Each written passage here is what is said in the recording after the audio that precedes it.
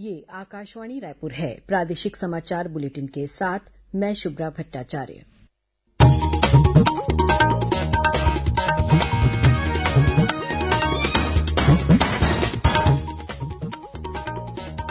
और अब पेश है आज के मुख्य समाचार। रायगढ़, सूरजपुर, बलौदाबाजार, भाटापारा और कांकेर सहित राज्य के कुछ जिलों में लॉकडाउन की अवधि बढ़ाई गई।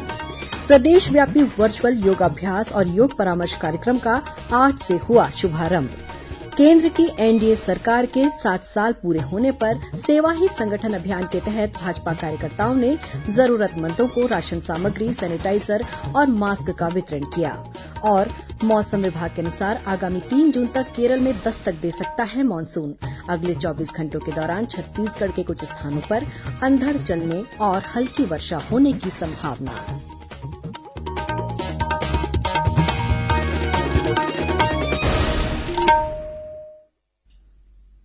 कोरोना संक्रमण में बढ़ोतरी जारी है। सभी श्रोताओं से अपील है कि लापरवाही न बरतें, सभी एहतियाती उपायों का पालन करें और 44 वर्ष से अधिक उम्र के जिन लोगों ने कोविड का पहला टीका लगवा लिया है, सही समय पर दूसरा टीका लगवाएं। 3 आसान उपायों का पालन करें और सुरक्षित रहें। कोविड-19 से संबंधित जिज्ञासाओं के समाधान के लिए राष्ट्रीय और राज्य स्तर पर हेल्पलाइन नंबर जारी किए गए हैं। छत्तीसगढ़ के लिए हेल्पलाइन नंबर हैं 104 और 0781-2235-091। साथ ही राष्ट्रीय हेल्पलाइन नंबर है 1075। कोविड-19 से बचाव और सुरक्षित रहने के 3 उपाय। मास्क लगाएं, 2 गज दूरी है जरूरी, सुरक्षित दूरी रखें, हाथ और मुंह साफ रखें। अब समाचार विस्तार से। कोरोना संक्रमण के मामलों में कमी आने के बाद भी प्रदेश के रायगढ़, सूरजपुर, बलौदाबाजार, भाटापारा और कांकेर जिले में लॉकडाउन की अवधि बढ़ा दी गई है। हालांकि इन जिलों में शर्तों के साथ व्यावसायिक प्रतिष्ठानों और दुकानों को खोलने की अनुमति दी गई है। वहीं जांजगीर चांपा और बीजापुर जिले में शर्तों के साथ लॉकडाउन को खत्म कर दिया गया है। इस दौरान कंटेनमेंट जोन को छोड़कर सुबह 6 से शाम 6 बजे तक दुकानें खुली रहेंगी। रविवार को पूर्ण लॉकडाउन रहेगा।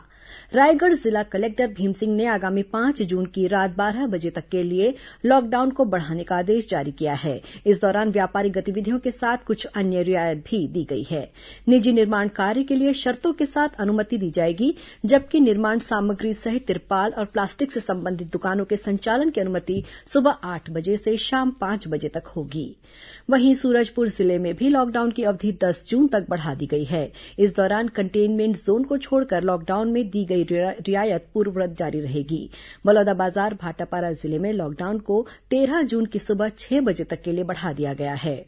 उधर कांकेर जिला कलेक्टर चंदन कुमार ने लॉकडाउन की अवधि 15 जून तक बढ़ाने के निर्देश दिए हैं। इस दौरान पूर्व में दी गई छूट यथावत जारी रहेगी। इधर राजनांदगांव जिला प्रशासन द्वारा पाबंदियों में छूट का दायरा धीरे धीरे बढ़ाया जा रहा है। नए आदेश के मुताबिक शादी समारोह में अब 50 लोग शामिल हो सकेंगे, जबकि शोक वाले आयोजनों में 20 लोगों के ही शामिल होने की अनुमति होगी। इस बीच छत्तीसगढ़ में कोरोना संक्रमण के मामलों में लगातार गिरावट दर्ज की जा रही है। राज्य में पॉजिटिविटी दर घटकर 3.8% हो गई है। कल प्रदेश में कोरोना संक्रमण के 1,655 नए मामले सामने आए। वर्तमान में 39,261 मरीजों का इलाज विभिन्न अस्पतालों या होम आइसोलेशन में चल रहा है।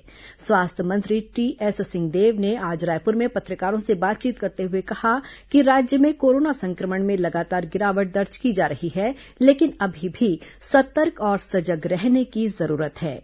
उन्होंने बताया, अभी 3.4 3.5 पे पॉजिटिविटी आ गई।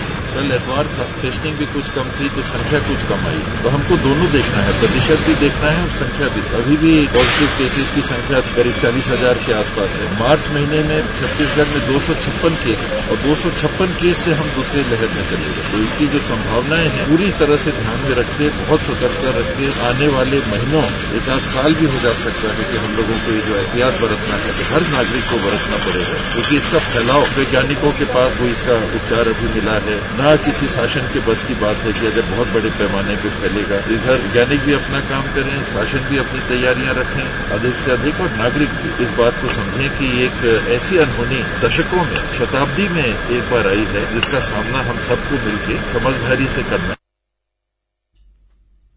इस बीच रायगढ़ जिले में कोरोना संक्रमण से होने वाली मृत्यु की अधिक संख्या को देखते हुए इसकी समीक्षा के लिए रायपुर और बिलासपुर मेडिकल कॉलेज की 6 सदस्यीय टीम रायगढ़ मेडिकल कॉलेज पहुंची। ये टीम जांच कर अपनी रिपोर्ट राज्य सरकार को सौंपेगी।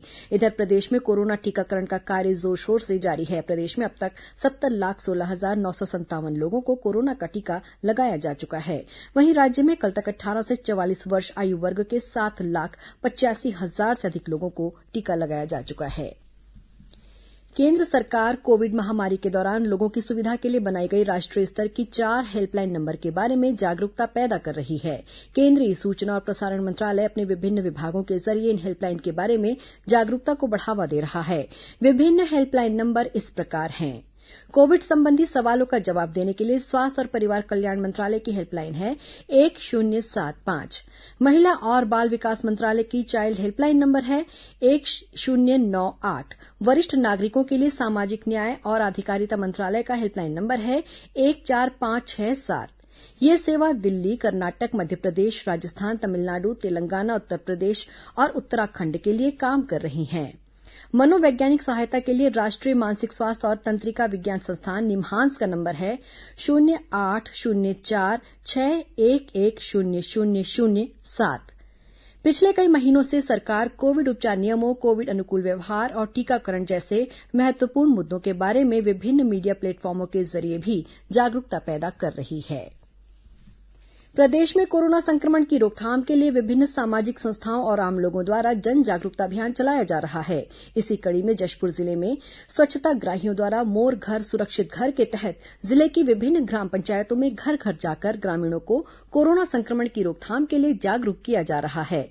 इस दौरान हाथ धुलाई की महत्ता और उपयोगिता के अलावा व्यक्तिगत स्वच्छता के बारे में भी बताया जा रहा है। साथ ही टीकाकरण को लेकर फैली भ्रांतियों को दूर करने का प्रयास किया जा रहा है।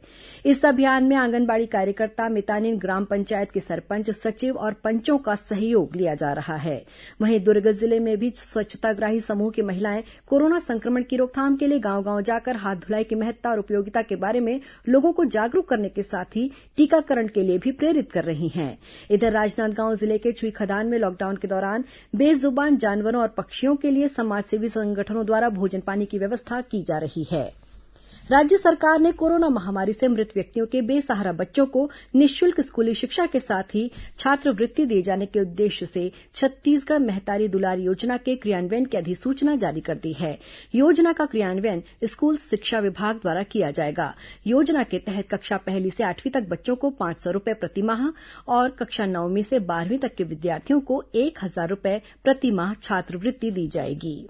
प्रादेशिक समाचार आप आकाशवाणी रायपुर से सुन रहे हैं। छत्तीसगढ़ की खबरों से है आपका वास्ता और खबरों की विश्वसनीयता से है हमारा वास्ता। आकाशवाणी समाचार रायपुर के प्रादेशिक समाचार बुलेटिन के साथ ही हमारे समसामयिक कार्यक्रम आप रेडियो के अलावा अपने मोबाइल पर भी सुन सकते हैं। आकाशवाणी समाचार फेसबुक, ट्विटर और यूट्यूब पर भी उपलब्ध है। हमारा Facebook page Chhattisgarh news on AIR, Twitter handle CGAIR news और हमारा यूट्यूब चैनल है छत्तीसगढ़ AIR न्यूज। तो अब रेडियो के साथ ही आपके मोबाइल के जरिए भी हम पहुंच रहे हैं आप तक। छत्तीसगढ़ की हर खबर के लिए सुनते रहिए आकाशवाणी समाचार। और अब आगे बढ़ते हैं बाकी के समाचारों की ओर। मुख्यमंत्री भूपेश बघेल ने आज अपने निवास कार्यालय में अंतर्राष्ट्रीय धूम्रपान निषेध दिवस के अवसर पर वीडियो कॉन्फ्रेंसिंग के जरिए प्रदेशव्यापी वर्चुअल योग अभ्यास और योग परामर्श कार्यक्रम का शुभारंभ किया। इस मौके पर मुख्यमंत्री ने कहा कि योग एक सरल, सस्ता और सुलभ माध्यम है जिसे अपनाकर हम वर्तमान और भविष्य के खतरों से खुद को बचा सकते हैं। ये कार्यक्रम छत्तीसगढ़ योग आयोग द्वारा लोगों में प्रतिरोधक क्षमता बढ़ाने के उद्देश्य से शुरू किया गया है। इसमें कोरोना से ठीक होने वाले और होम आइसोलेशन में रहने वाले लोगों के अलावा क्वारेंटाइन में रह रहे व्यक्तियों, उनके परिवार के सदस्यों, वैक्सीन का प्रथम डोज ले चुके व्यक्तियों तथा वरिष्ठ नागरिकों सहित जनसामान्य शामिल हो सकेंगे। योग की ये निःशुल्क वर्चुअल कक्षाएं आगामी 1 वर्ष तक चलेंगी। इस वर्चुअल योग अभ्यास में शामिल होने के लिए हितग्राही को ऑनलाइन पंजीयन कराना होगा। पंजीकृत हितग्राहियों को योग प्रशिक्षक समूह में योग अभ्यास कराएंगे। वहीं फिजियोथेरेपिस्ट भी विशेष प्रशिक्षण देंगे। इस कार्यक्रम का लाइव प्रसारण छत्तीसगढ़ योग आयोग के फेसबुक पेज और यूट्यूब चैनल पर किया जाएगा। कार्यक्रम में महिला और बाल विकास तथा समाज कल्याण मंत्री अनिला भेंडिया भी उपस्थित थीं। केंद्र में भारतीय जनता पार्टी की सरकार के 7 साल पूरे होने के उपलक्ष्य में प्रदेश के भाजपा कार्यकर्ता गांव-गांव जाकर सेवा कार्यों में जुटे हुए हैं। इसी कड़ी में भिलाई के रिसाली मंडल में आयोजित रक्तदान शिविर में राज्यसभा सांसद सरोज पांडेय शामिल हुईं। वहीं भाजपा कार्यकर्ताओं ने 10 मंडलों के 115 शक्ति केंद्रों में जरूरतमंदों को सैनिटाइजर, मास्क, राशन सामग्री, सब्जियां और फलों का वितरण किया। इधर मुंगेली जिले के विभिन्न मंडलों के शक्ति केंद्रों और बूथों में भी सेवा ही संगठन कार्यक्रम का आयोजन किया जा रहा है। इस दौरान भाजपा कार्यकर्ताओं द्वारा जरूरतमंद लोगों को मास्क, सैनिटाइजर और सूखे राशन का वितरण किया जा रहा है। इसी तरह कबीरधाम जिले में भी सेवा ही संगठन अभियान के तहत कवर्धा भाजपा शहर मंडल के कार्यकर्ताओं ने कोरोना प्रभावितों की मदद के लिए अभियान चलाया और जरूरतमंदों को सूखे राशन का वितरण किया। वहीं शहर के सभी शक्ति केंद्रों के 27 वार्ड के मितानिन, आंगनबाड़ी कार्यकर्ता और सहायिकाओं का कोरोना वॉरियर्स के रूप में सम्मान किया गया। प्रदेश में कोरोना संक्रमण के कारण पढ़ना लिखना अभियान प्रभावित हुआ है। इसके मद्देनजर केंद्र सरकार के स्कूल शिक्षा और साक्षरता विभाग ने राज्य में पढ़ना लिखना अभियान की समय सीमा 31 जुलाई तक बढ़ा दी है। पहले ये अवधि 31 मार्च निर्धारित थी। उल्लेखनीय है कि पढ़ना लिखना अभियान के तहत प्रदेश के 28 जिलों के 15 वर्ष से अधिक उम्र के 2.5 लाख असाक्षरों को साक्षर किए जाने का लक्ष्य है। इस योजना में पढ़ना लिखना और गणितीय कौशल में वृद्धि कर साक्षरता कौशल अर्जित करने के लिए 120 घंटे की पढ़ाई कराई जाने वाली है। पढ़ाने वाले स्वयंसेवी निःशुल्क शिक्षा देंगे। आज विश्व तंबाकू निषेध दिवस है। इस वर्ष ये कमिट टू क्विट टोबैको की थीम पर मनाया जा रहा है। ये दिन तंबाकू के सेवन से होने वाले दुष्प्रभाव और स्वास्थ्य जोखिम के बारे में लोगों को जागरूक करने का अवसर प्रदान करता है। इस मौके पर प्रदेश भर में विभिन्न कार्यक्रम आयोजित किए जा रहे हैं। स्वास्थ्य विभाग द्वारा प्रदेश भर में अनेक जागरूकता कार्यक्रमों, प्रशिक्षणों और कार्यशालाओं का आयोजन किया जा रहा है। इस बीच तंबाकू व्यसन से मुक्ति, जांच, परामर्श और उपचार के लिए राज्य के 24 जिलों में तंबाकू नशा मुक्ति केंद्र की स्थापना की गई है।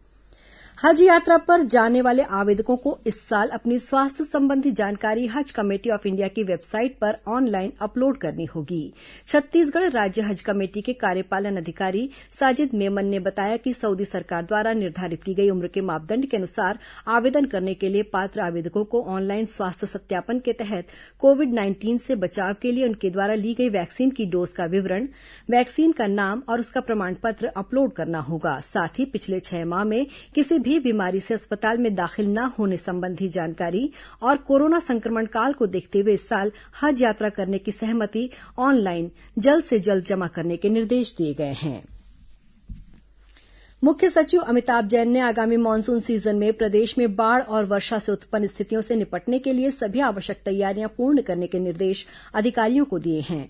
उन्होंने कहा कि सभी जिलों में बाढ़ नियंत्रण के लिए कार्ययोजना बना ली जाए। मुख्य सचिव ने कहा कि जलाशयों से जल छोड़ते समय विशेष ध्यान रखने और बांधों का जलस्तर बढ़ने पर जल निकासी के लिए निचले जिलों तथा सीमावर्ती राज्यों को 12 घंटे पहले आवश्यक रूप से सूचना दी जाए।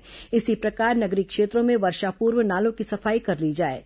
मुख्य सचिव ने पहुंच विहीन क्षेत्रों में खाद्यान्न का भंडारण, पेयजल स्रोतों का शुद्धिकरण, सभी जिलों में आपदा नियंत्रण कक्ष, किसानों के लिए खाद बीज की व्यवस्था और बाढ़ राहत शिविरों में कोरोना प्रोटोकॉल के लिए आवश्यक दिशा निर्देश दिए। दंतेवाड़ा जिले में आज पुलिस और माओवादियों के बीच हुई मुठभेड़ में एक इनामी महिला माओवादी मारी गई है, जिसका शव बरामद कर लिया गया है। मिली जानकारी के मुताबिक डिस्ट्रिक्ट रिजर्व गार्ड डीआरजी की टीम तलाशी अभियान पर निकली थी। इस दौरान गीदम के गुमलनार के पास माओवादियों ने पुलिस पार्टी पर फायरिंग शुरू कर दी। जवानों द्वारा की गई जवाबी कार्रवाई में एक महिला माओवादी मारी गई, जिस पर 2 लाख रुपए का इनाम घोषित था। घटनास्थल से 2 हथियार, आईईडी और दैनिक उपयोग की सामग्रियां बरामद की गई हैं। और अब पेश है मौसम का हाल। मौसम विभाग ने कहा है कि केरल में मानसून के 3 जून तक पहुंचने की संभावना है। इससे पहले कहा गया था कि केरल में 31 मई तक मानसून पहुंच जाएगा। इस बीच मौसम विभाग ने छत्तीसगढ़ में आगामी 24 घंटों के दौरान 1-2 स्थानों पर गरज चमक के साथ अंधड़ चलने तथा आकाशीय बिजली गिरने की संभावना जताई है। अधिकतम तापमान में विशेष बदलाव होने के आसार नहीं है। आज दोपहर बाद राजधानी रायपुर सहित महासमुंद और राजनांदगांव जिले में कुछ स्थानों पर हल्की से मध्यम बारिश होने की खबर है। वहीं कल दुर्ग भिलाई क्षेत्र में अंधड़ और बारिश के कारण टाउनशिप क्षेत्र में कई पेड़ धराशायी हो गए और घंटों बिजली आपूर्ति बाधित रही। अब कुछ अन्य खबरें संक्षिप्त में। देश में सार्वजनिक क्षेत्र के बैंकों ने कोविड महामारी से उत्पन्न आर्थिक संकट से निपटने के लिए विभिन्न सहायता उपायों और नए ऋण उत्पादों की घोषणा की है। इसमें कोविड उपचार के लिए व्यक्तियों और उनके परिवार के सदस्यों के लिए 5 लाख रुपए तक के असुरक्षित ऋण शामिल होंगे। राज्य सरकार ने कल सूरजपुर जिले के भैयाथान में लैंडिंग के दौरान हेलीकॉप्टर का शीशा टूटने की घटना की जांच के निर्देश दिए हैं। भारतीय जनता पार्टी की प्रदेश इकाई ने इस साल होने वाले नगरीय निकाय चुनाव के लिए प्रभारियों की नियुक्ति कर दी है। रायगढ़ जिले में डोंगरीपाली पुलिस ने बिरनीपाली बैरियर के पास एक कार से 52 किलो गांजा बरामद किया है। जब्त गांजे की अनुमानित कीमत करीब 2.5 लाख रुपए बताई जा रही है। और राजधानी रायपुर के तेलीबांधा इलाके में पुलिस ने 3 गांजा तस्करों को गिरफ्तार कर उनके पास से 21 किलो गांजा और 83,000 रुपए नकद समेत एक कार जब्त की है। अंत में मुख्य समाचार एक बार फिर। रायगढ़, सूरजपुर, बलौदाबाजार, भाटापारा और कांकेर सहित राज्य के कुछ जिलों में लॉकडाउन की अवधि बढ़ाई गई। प्रदेशव्यापी वर्चुअल योग अभ्यास और योग परामर्श कार्यक्रम का आज से हुआ शुभारंभ। केंद्र की एनडीए सरकार के 7 साल पूरे होने पर सेवा ही संगठन अभियान के तहत भाजपा कार्यकर्ताओं ने जरूरतमंदों को राशन सामग्री, सैनिटाइजर और मास्क का वितरण किया। और मौसम विभाग के अनुसार आगामी 3 जून तक केरल में दस्तक दे सकता है मानसून। अगले 24 घंटों के दौरान छत्तीसगढ़ के कुछ स्थानों पर अंधड़ चलने और हल्की वर्षा होने की संभावना। इसी के साथ प्रादेशिक समाचार बुलेटिन समाप्त हुआ। नमस्कार।